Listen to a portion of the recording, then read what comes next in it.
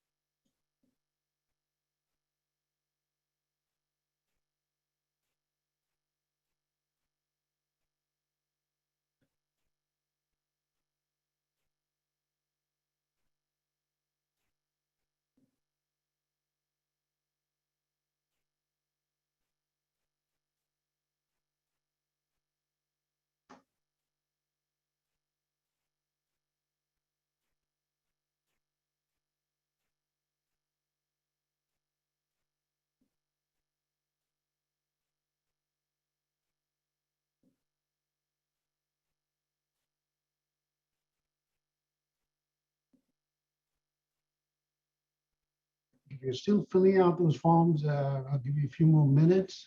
Let me know.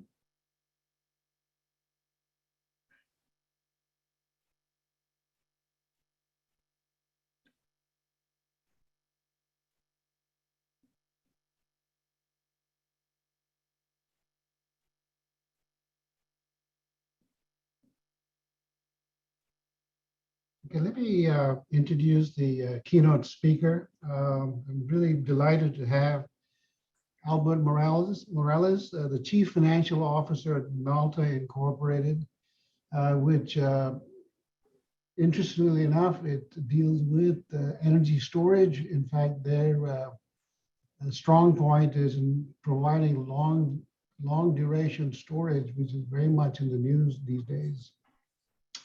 We had the CEO of Malta provide a presentation a couple of weeks ago, and by far we got the largest audience that we've had, and a lot of interest in the technology. And of course, they have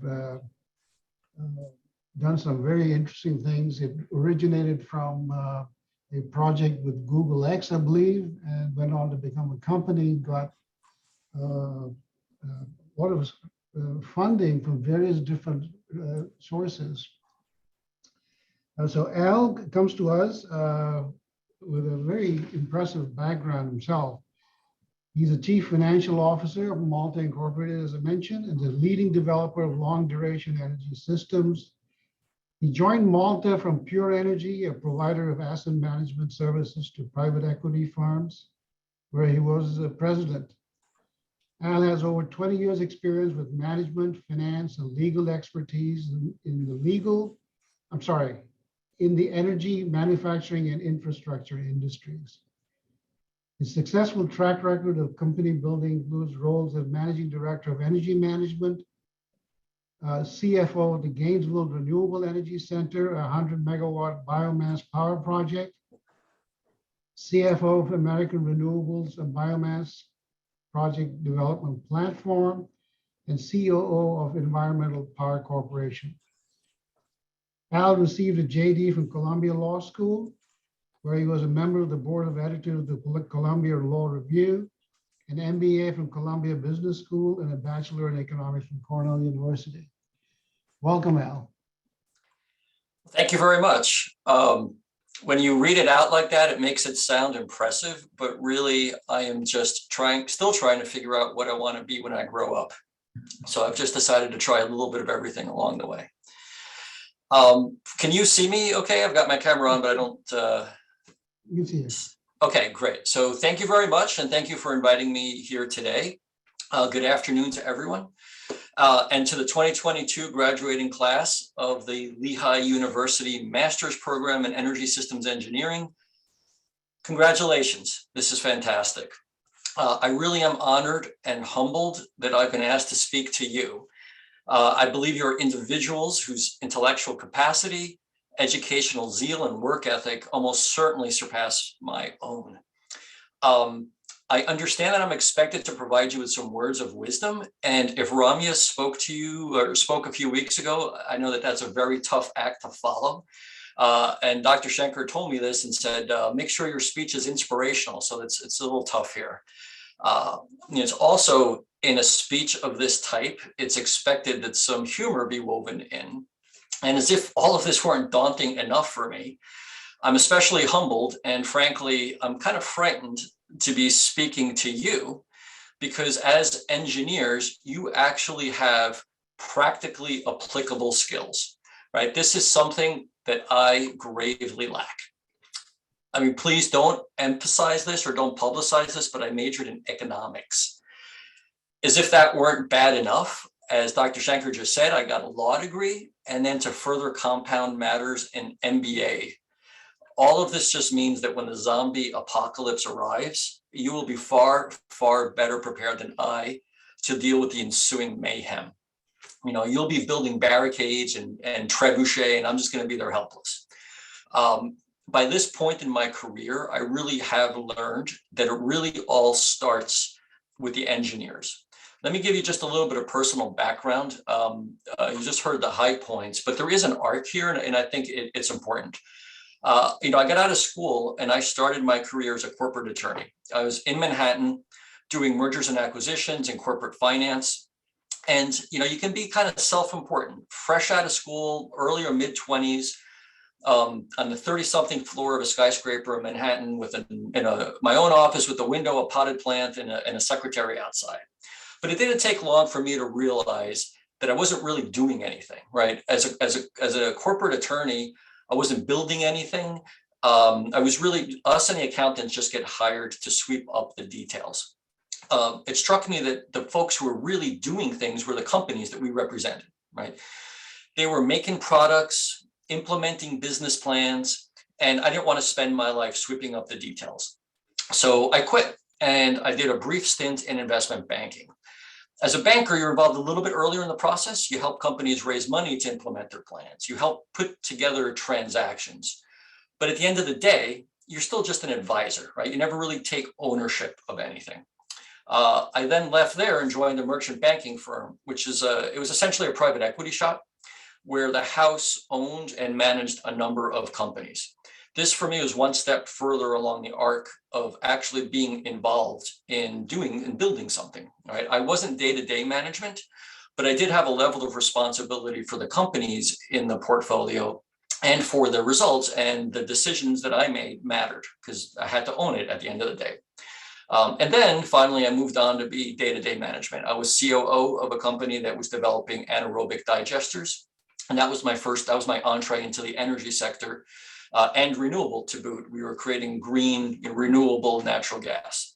Then CFO of a company developing biomass power facilities, president of a company managing independently owned power facilities. And now at Malta, I'm the CFO where we are developing long duration energy storage systems that will help enable the clean energy transition. Through all of this, I see that running a company isn't the end of this arc, right? Most of the companies that I've dealt with have a significant technology component. We're also manufacturing things or building things. And again, I realize that it really is the engineers who come up with the original ideas for these transformative technologies. And I'm just helping to implement. So in some extent, I realized that I am still just sweeping up the details for the sorts of things that you all are coming up with. And that's just fine. So long as you're there to continue to come up with the great ideas and improve everything that we're doing. You know, we count on engineers to improve our lives, right? To make the products we use safer, to provide us with shelter, with clean drinking water, to improve our communications and transportation, and of course, to supply us with much needed sources of energy. The story of human advancement since the days of the Neanderthals is largely one of energy. And today, we are in the midst of a whole-scale reimagining of the entire global energy infrastructure. It's a time of tremendous opportunity, and however, it's also one that may be filled with a lot of pitfalls. We are counting on you to help us, all of humanity, to navigate this transition. So the title of my talk today is The Energy Transition, Human Nature, and the Limits of Superpowers. And you may have been wondering just what that means. Let me provide a snapshot of what my prepared remarks will be about. So first, I'd like to talk to you about the energy transition and to put into some context just how momentous this is, because I truly believe that what lies ahead really is inspiring. However, I'd also like to speak to you about some of the thornier aspects of human nature. The energy transition is not only an engineering problem, it's also a political one. It's a financial and economic one. It's a job security one. It will also require a psychological and perhaps a cultural shift, all of which is to say, it's a human undertaking. I simply want to make sure that you are aware that engineering alone is not going to get us there, and to try to foster an awareness of these many other challenges. Because if you are to affect change, you need to be aware of and be primed to deal with these other challenges. And in connection with this, I would also like to make sure that you have an awareness not only of your skills, but also of your weaknesses, whatever those weaknesses might be. School teaches you a lot of things, but at least if my own experience is any guide, it doesn't fully prepare you for the many challenges of life and your career. Again, I simply want to foster an awareness in you of these many other skills and attributes and of their importance. I don't intend to spend the bulk of the time today talking about the company I work for, Malta, but let me just provide a very quick overview here now. And then at the end, if there's time, I'll be glad to answer any questions about that or really about anything else at all. So at Malta, we are developing long duration energy storage. And by long duration, we mean systems that can store energy, that is, take electricity off the grid, store it for periods of, in our case, 8 hours up to about 150 or 2 hours, and then put it back onto the grid. Lithium ion is very good at 4 hours, 6 hours, maybe 8 hours, and we sort of pick up where lithium ion starts to exit its sweet spot. The technology takes well-known components, including heat exchangers and turbo machinery, stores the energy in molten salt, which is known in the concentrating solar field, to store the energy, and then put it back onto the grid. It was originally conceived by a professor at Stanford, a Nobel laureate. It was acquired by Google, went through the Google X Moonshot Factory incubation. Apparently, around 98% of the companies that go through that process fail. Malta was one of the few that survived and got spun out as its own company. And today, our shareholders include Google, Breakthrough Energy Ventures, which is Bill Gates's climate fund, Chevron Technology Ventures, and a number of others. We believe we're on the cusp of this new world, and we really look forward to playing a role in it. So with that, I'd like to jump in. Before I do so, let me just pause for a minute and see if there are any questions or any comments at all about anything that I've touched on so far.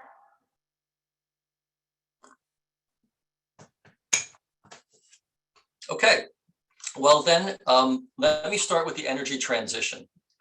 Today, we are at a crossroads in human history. I truly believe that.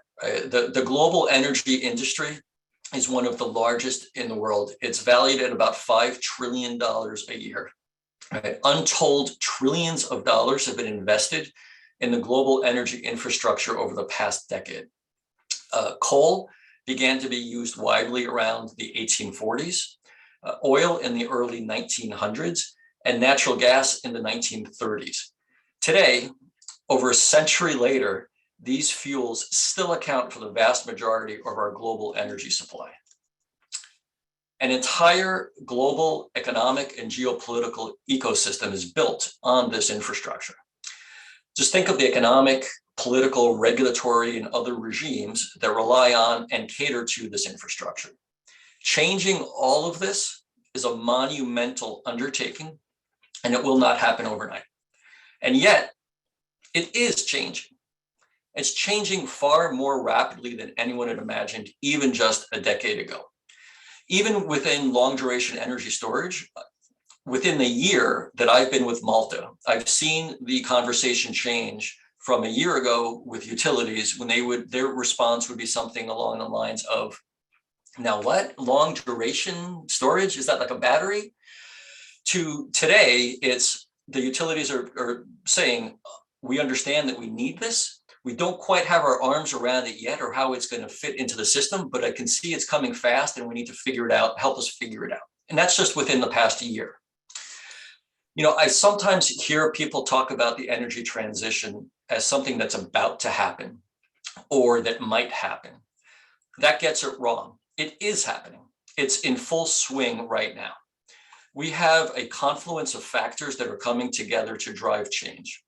And I'd like to just touch on some of those right now. So the first, obviously, is climate change. This is an existential threat.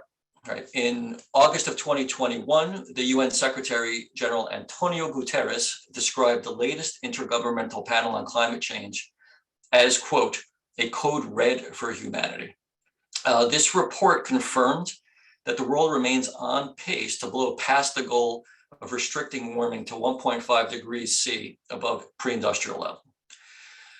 You know, we all may think that the efforts to date around the world may not be as robust as we would like to see, but concerns about climate change have led to an accelerated push to decarbonize. Worldwide, about 165 countries have targets to increase renewable energy. And it's not just countries either. More than 600 cities worldwide have 100% renewable energy targets. So these sorts of measures are being implemented around the world, and this trend is only going to continue and accelerate. We also have accelerating penetration of renewable energy. Yeah, climate concerns are a driving factor in adopting renewables, but even aside from that, simple economics, right? Falling costs have been the biggest factor in the explosion of renewable energy. Since 2010, the cost of PV has fallen 85%. Cost of onshore and offshore wind have been cut by about half. These sources of renewable energy are now cost competitive with fossil fuel electricity. You know, and it's not mandates that have caused this. There are positive feedback loops. So the more that renewable energy technologies are deployed, the cheaper they become because of economies of scale. These falling costs spur more deployment, which in turn further lowers costs.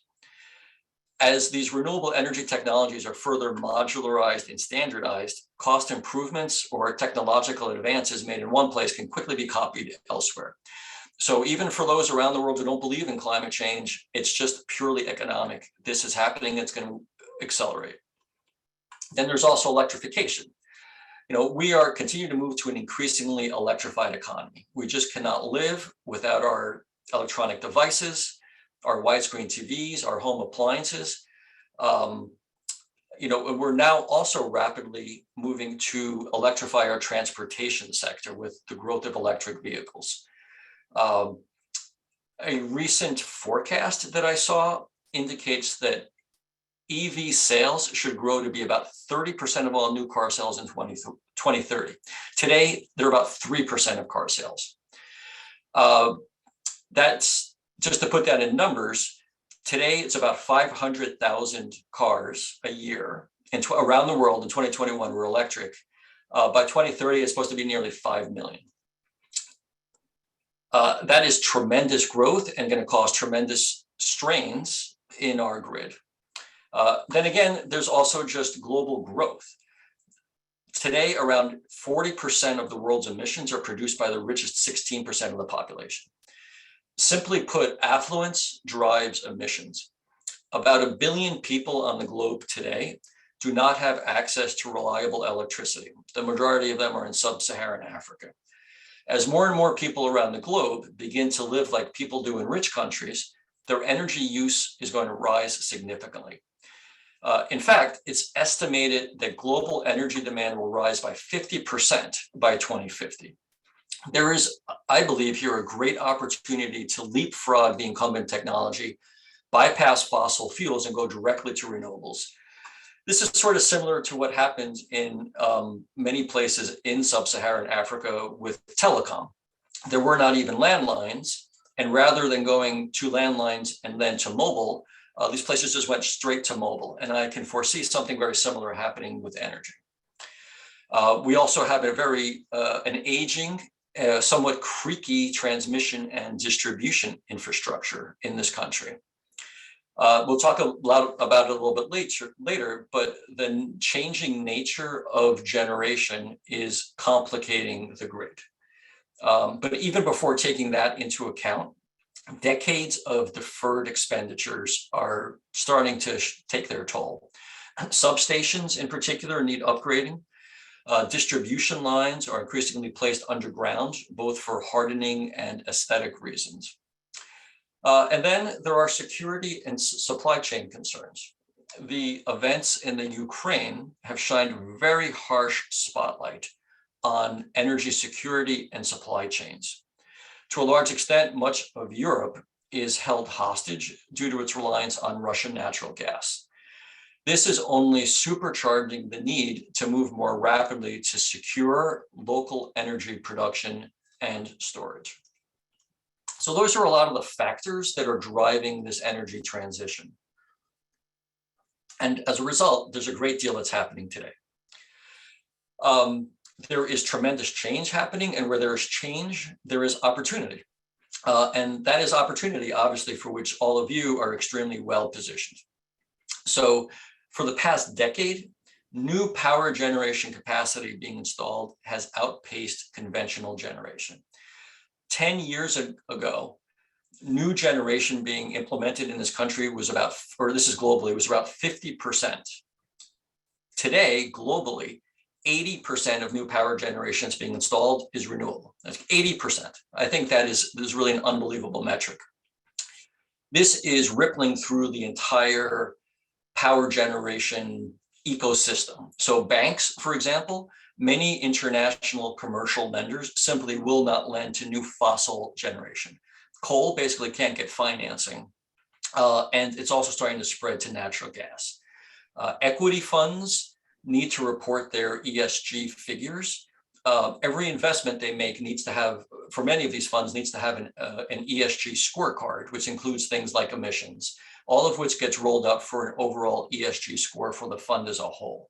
Public companies today need to report on ESG and emissions. It is rippling throughout the entire system.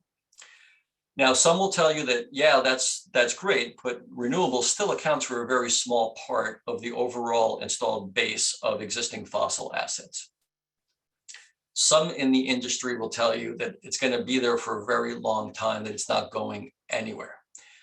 Personally, I don't believe that. In fact, I myself, proverbially and quite literally, put my money where my mouth is. I was the president of a company. We were managing power generation assets on behalf of the owners of those assets. The bulk of them were fossil, coal and natural gas.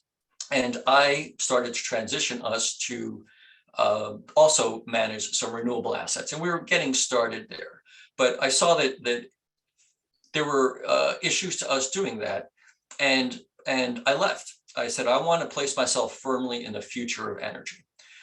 Solar, wind, and even lithium ion is no longer the future of energy. That is the today. And long duration is one of the areas that I identified as being in the future of energy, the next step. And I took that step. Coal, for example, is being shut down around the world, and it's happening very rapidly. In the US, I think there's about 200 gigawatts of installed coal-fired power generation capacity. Already about half of that has already been announced for closure over the coming years. And I believe that the other half will not be too far behind. You know, there are a lot of drivers for the coal shutdown. There are concerns about the climate, decarbonization mandates, et cetera, but also just simple economics, right? Coal is no longer economically viable. Cheap natural gas, even cheaper renewables are coming. Natural gas new builds have slowed dramatically. There are still large combined cycles, but those are in decline.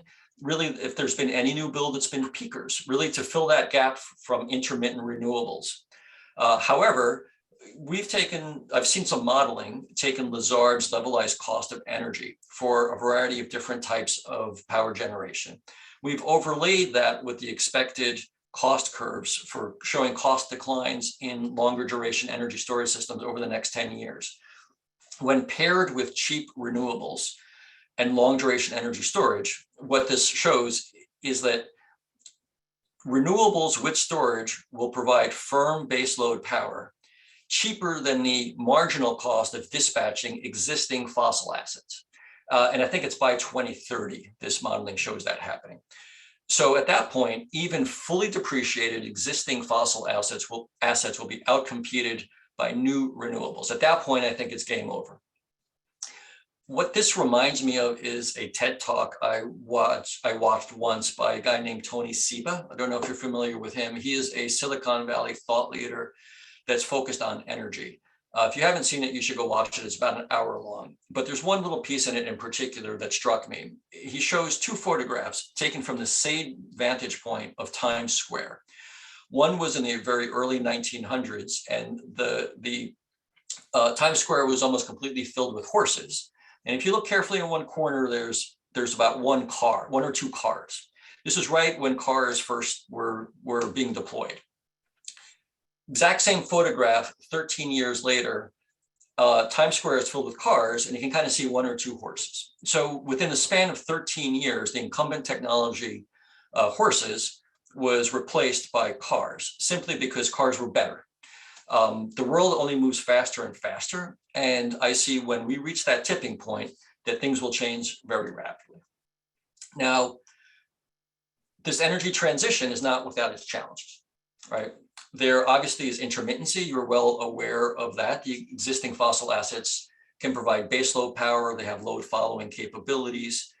You know, the existing power generation mix supplies just about everything that you need. Energy, capacity, load following capability, inertia. They contribute to grid stability. With renewables, we've cleaved off the energy piece, leaving an increasing void for those other items that are necessary for a reliable and resilient grid. So that's something that needs to be addressed if renewables are going to continue to penetrate. Inertia, for example, is one. This is an item that our Malta long duration energy storage system actually does provide, so it helps provide grid stability. This is especially acute in places with high renewables penetration. Also in places that are more islanded from a transmission perspective and cannot import those other attributes. These are places like ERCOT, for example, or Spain, where we are developing a number of projects. Spain, electrically speaking, is almost an island that is very limited interconnection with the rest of Europe. As the grid evolves, it's also becoming increasingly complex. For a transmission system operator, life is getting harder and harder, and it's going to get only harder still. Energy used to flow from large plants in one direction to the consumers. Now with distributed energy resources, energy is being generated at all different points in the grid. So it's flowing in directions where the grid was never really designed to handle. It is intermittent, adding further more complexity. We mentioned earlier a little bit of electric vehicles. That also is going to be tremendously disruptive to the grid. There are all sorts of new initiatives forming called V2G, right? Vehicle to grid, with power going in both directions. Energy storage itself is both a load and a generation source, adding further complexity. There are concerns about supply chain interruptions. Lithium, cobalt, a lot of these minerals come from the Congo or other places where we can't necessarily rely on them. And as we already mentioned, the Ukraine is making us revisit all of our supply chains and our dependencies on other countries. And then, of course, area that's more in my area of expertise, the economic factors. So in order to build any new generation, you need financing. Not only financing, but to make that happen, you need insurance. You need to cover off risks. For any new technologies, this is very difficult to do. And so we need you to help us overcome these challenges. I am very confident that you can help us overcome these challenges. And I am confident because you possess superpowers. As a lawyer, banker type, I don't even really understand what your superpowers are exactly, but you have these tools, right? Kind of like Batman's tool belt, but yours include things like slide rules and calculators and pocket protectors and cell phone holsters. At least when I was younger, that's what engineers had. But with them, and of course, your knowledge and skills, you can do all sorts of amazing things. However, the problem with superpowers is that exactly because they are so super, it's easy to over-rely on them to the exclusion of other skills. In fact, they can sometimes blind you to challenges that are outside your comfort zone. I believe that the biggest challenges may not be technical. They're things that are much more vague and squishy. They are not susceptible to being solved by rationality or equations, and that makes them intractable. I suspect that you, like me, that you are like me in that rationality is your default, right? I tend to defer to logic and to facts. However, I've learned over the course of my career that it's the softer things that are the most difficult, and I've learned the importance of paying attention to them. So this is now what I would like to draw your attention to. I want to tell you a story. It's a true story, as a matter of fact, of a medieval battle involving an unsecret weapon. Please pay attention because there's going to be a quiz immediately afterwards. So, picture the scene. The year is 1346. We are on a field of battle in Crécy. This is in Western France. Edward III, the King of England, has launched an invasion with the goal of putting himself on the French throne. King Philip of France, for some obvious reasons, is not too keen on this idea. So the two armies face one another. The English are badly outnumbered. The English have about 12,000 soldiers in total, while the French have about 60,000. The French soldiers have about 12,000 armored knights and about 6,000 crossbow persons. So it seems that the English are about to be routed. However, the English have a secret weapon. Actually, it wasn't that secret. It had been used before. It had been seen by the French and yet not adopted by them. This was the longbow. So let me back up and give you a little history here on some of these weapons. So the bow and arrow had been known basically since prehistoric times. Very simple. It could refire rapidly. However, with the advent of armor, the bow and arrow kind of ran out its usefulness. It could not penetrate armor. Then the crossbow was invented. The crossbow is an arm made of metal bolted to a piece of wood. It was too stiff to be deformed by hand. So the crossbow had to be put down on something solid, have a crank attached to it, would crank down the arm, fix it, put in the shaft, and it would be ready to be fired. Once it was fired, that process you had to go through that process again. So the crossbow was very powerful at close range. It could pierce armor, but the downside was that you could not refire quickly. Then the longbow was invented around the 12th or 13th century. Essentially, it's an overgrown bow and arrow. 6 feet long, very stiff, very difficult to deform, but it could be done with years of training and building up the proper muscles. Also very powerful, could penetrate armor at closer distances, and in the hands of a skilled user, it could refire very quickly. So King Edward of England had only about 12,000 troops, but 8,000 of them were well-trained longbow people. They were carefully distributed along the line of battle, with about 4,000 knights relegated to the not very prestigious job of protecting them. As the battle began, the French knights, in their eagerness to attack the English, trampled over the wrong crossbowmen. These were mere rabble who were in their way. The English let loose with volley after volley of the longbows, and the French knights crumpled. The English casualties, by the way, were insignificant. The English proceeded to use these longbows against the French in numerous battles for nearly the next century. And yet the French never adopted this superior technology themselves, even as they could see it and even as they were being defeated by it. Can anyone explain to me why this was never adopted by the French? We're going to pause here for the audience participation portion of this talk.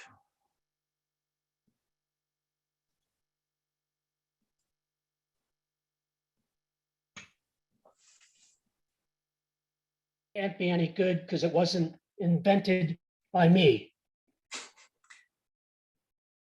You know, perhaps partly. I'll circle back to that one.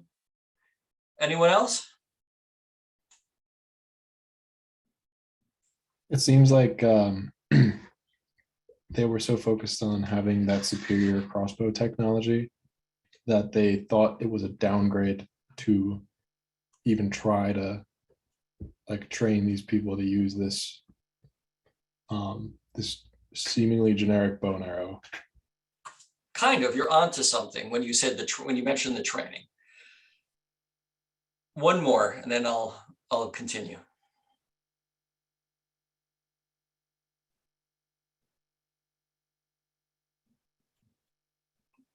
Anyone?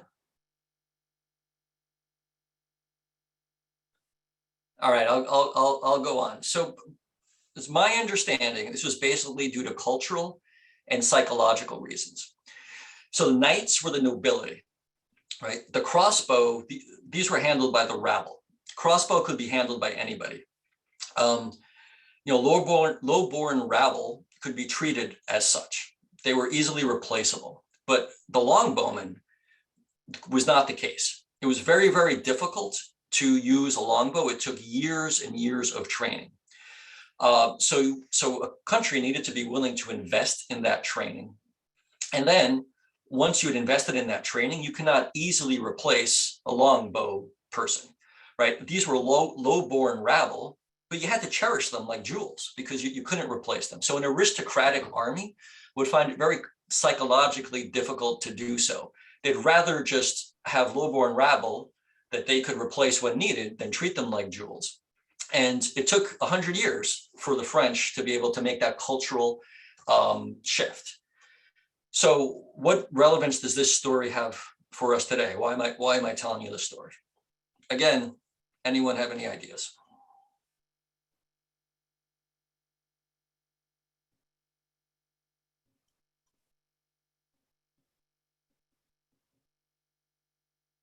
Well, I would say that generally, this is a more specific instance of a general, something more general known as cognitive dissonance. So human beings can find it extremely difficult to change their minds, right? It's easier to reinterpret the facts so that they fit our preconceived beliefs than it is to change our beliefs at times to fit the facts. There are many, many instances of this, but essentially denial is a form of protection. It's a defense mechanism, a protective behavior. And this is not just something from this French battlefield, but we see it in humans all over the place. And don't forget that humans make up corporations and legislative bodies and countries. So at times we see this behavior permeate our society and our governing bodies. Now, you know, I don't want to offend anyone who might stumble across this speech, so I'm going to refrain from mentioning specific people or organizations or countries who, in my view, demonstrate cognitive dissonance. That is to say, denial in the face of this accelerating energy transition. But just keep that in mind as you move forward, that you may have the best mousetrap but how are people who are used to using some other mousetrap going to react to that? And so I'd like to now turn back to your superpowers. You know, there are a great many skills and attributes that make people happy and successful. Some of these other skills are sometimes referred to as soft skills, things like emotional intelligence, personal interaction. You know, not only are these skills no less important, but they only become more and more important as you progress throughout your life and your career. The CEO isn't the CEO because they can run the spreadsheet better than the next person. It's because they know how to tell a good story, right? They're skilled in persuasion and interacting with others and in making decisions. And I'm saying this not because I'm naturally skilled in these things. I'm not. In fact, it's taken me a long time to come to this realization. It took me probably 10 years of married life before I realized that when my wife was asking me if I was comfortable with the temperature, she wasn't really asking me if I was comfortable with the temperature. She was telling me she thought it was too cold in the room. So I just say, get to that point sooner in your life. As you move forward with your careers in helping remake the future of energy, I just want to impress upon you the importance of proactively maintaining an awareness of your skills and of their limitations. So I'd like to conclude here and then have the remainder of the time be open just for any questions and just have a conversation. But in closing, I truly believe that we are at a crossroads in human history where we are remaking the very future of energy. Transformational moments like this are not everyday occurrences. As engineers, you have tremendous roles to play in navigating this transition. There is great opportunity, but there are also a lot of pitfalls to be avoided. And I remind you to think of the entire relevant landscape, not just technical, but also political, regulatory, emotional, cultural, psychological, and more. With your superpowers, you can guide us through this complex landscape. And yet, I caution you to actively cultivate an awareness, not only of your skills, but also of your weaknesses. Only in this way can you utilize your skills the most effectively and thereby graduate from merely possessing superpowers to being fully fledged superheroes. And I, for one, very much look forward to being amazed by everything that you all accomplish. So again, congratulations, and thank you for listening. With that, we have a little bit of time left, and I'm more than glad to take any questions or talk about any topic that you would like. Excellent, Al. Thank you. Questions for Al? Yeah, I have a question. So first off, thank you so much for your talk. And I realize you don't have like a STEM background, you have a law degree, and yet, you're interacting with a lot of engineers, like you were saying. So what sorts of things do you do on a regular basis to keep you sharp and to keep you informed on the technical side to be able to, keep up with them? Well, I'd say that probably the most important thing is not having a fear of looking dumb. I'm happy to start every day with Al's list of dumb questions. So, things I hear throughout the day in various conversations, and that I'm like, I don't really know what that means exactly. I just try to keep track. And then, next time I catch up with one of the engineers, say, now, what is this? What does this mean? What does this mean? I think that is just probably the most important thing. It's, just curiosity, right? Just maintaining curiosity throughout your life is critical. I will say I drown a little bit in everything that lands in my inbox from, you end up subscribing to all sorts of McKinsey reports and this report and that. And it's just, it's too much. I can't keep up with all of that. So I try to glance at some of it, but really just participating and talking to people and keeping my dumb questions list is the best way I've found.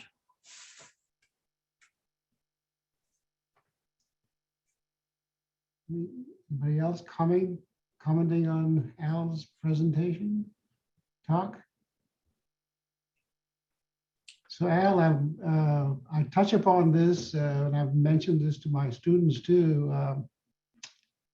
Having been at a large utility, TVA, one of my job functions was to educate the population. Tennessee Valley Authority has 10 plus million customers. So I was at Cleveland County, I remember, talking to this public about the introduction of smart meters. And, talk about cognitive dissonance, smart meters were named smart, because the utilities thought it was really smart that they could actually measure individual, not only actually segment what the customer was able to use. But I was quite kind of surprised that the questions had nothing to do with that, but really about more nefarious things that smart meters could possibly do. Yeah. And I was very shocked, and I was somewhat scared of my place out there. What am I talking about? These guys are thinking, somebody could spy on them. Yeah. And it just opened up an issue. The softer skills are so important. Smart meters were named smart because utilities thought they were smart. I wish we had gone out, talked to the public about what it can do and what does it mean to you. And I thought your message was right on target. Yeah, this is the public speaking or communications 101 is know your audience. And it's something that's so simple that we forget it all the time. And I myself, I forget it too. And I think it's particularly difficult when you are very much in the weeds and particularly technically oriented, because you are in your world and forget that the audience that you may be communicating to is not in your world. And approaching them with the tech specs and the details and whatever is just going to get lost. And it's very important to think before trying to communicate, think, who am I talking to? What is their level of knowledge? What are their concerns? What are their levers? What are they, attracted to? And then start with the takeaway that hits that very, very high level, and then get into the details. This reminds me of, I read a biography that came out, 6 or something years ago, a biography of Steve Jobs. And he was extremely good at this, right?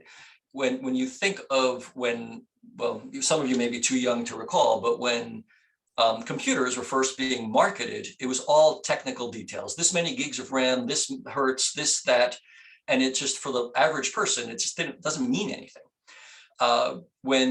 When Apple came out with the iPod, the marketing had nothing to say at all about the technical specs. It was 1,000 songs in your pocket, right? It told you what you needed to know, what it gave you. And I think it's very important to keep that in mind when trying to communicate with others. Excellent.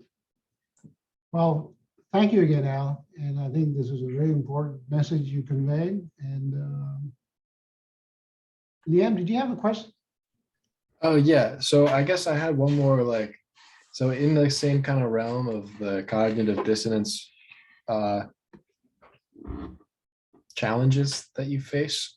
So you must have had plenty of experiences with trying to get something across to somebody who is completely stonewalling you. How do you keep your head on your shoulders? That is a good question. And I don't know that I've always done the best job with that. I think, also as I've gone through life, I think I've learned you just stay calm, calm and collected. And, we live, I guess the way I like to think about it is, when you go out for a hike, there's a landscape in front of you, right? And it is what it is. There's a mountain over here, there's a lake over here, and you need to figure out where to go. You either go over the mountain, you go around it, you swim across the lake, you need to make choices. What you don't do is go, there's a mountain in front of me. Doesn't accomplish anything. Right. So just try to remove emotion and try to be calm and clinical about it. That is the best I can say. But we may all have had the situation where we've tried to reason or ration with someone who's being irrational, and it's extremely frustrating. But all you can say is at the end of the day, you hope that people respond certain ways to to incentives, and think about what incentivizes this person, and continue and think. I've also learned over the course of time that many people can be much more defensive and kind of emotional about things than you realize, even if they don't show it externally.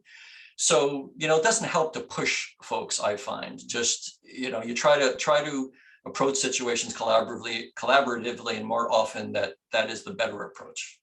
Hope that helps. Thank you. Anybody else? Question for Al? Comments? Al, I have one general question. What do you think is the chief barriers to moving forward with module storage similar to your design that's 100 megawatts? Why can't we get several of those built as pilot projects or proof of performance, including efficiency? What are the non-technical barriers that are stopping us from getting there? I'd say I think there are many barriers, but let me focus on one, and that I think is the revenue piece of the puzzle. So the market is not here in the United States anyway today to fully compensate long duration energy storage for the values that it can bring. So in the United States, as you know, there are many different markets, right? There are different ISOs and RTOs, and they all have their own rules and different market mechanisms. The regulatory framework, I think, is slow to adjust to provide value. So I think when I first joined this call, the prior speaker, I heard the words value stacking mentioned. And that's something that we need to do is get paid for each of the different components of value that we bring. But what we find in different markets, it's not, those different components aren't explicitly valued separately at what we think is an appropriate rate. So if you can't get paid properly for the value you're bringing, that is a big barrier right off the bat. So we and many other long duration energy storage developers are basically, raising investment to build projects at a loss for some period of time until the market catches up, and that's hard, and that's very hard to do. So I guess that's one big barrier. Well, thank you, Al, and thanks for your presentation. Thanks for Malta's participation, and I look forward to further interactions with you guys. All right, great. Well, thank you very much. It's been an honor and a privilege to be here. And I realize Rami is a tough act to follow. I'm sure I didn't live up to her very high standards, but glad to contribute in any way I can. So again, congratulations to all. And I'll be dropping off. Thank you. All right, and students, thank you again. I think your part of this, your involvement in this meeting is officially over. And thank you for participation. And we'll get together in class a week from today. All right. Thank you. Bye-bye. Thank you, everyone. Thanks. See ya. Thank you. I want the advisors to stick around.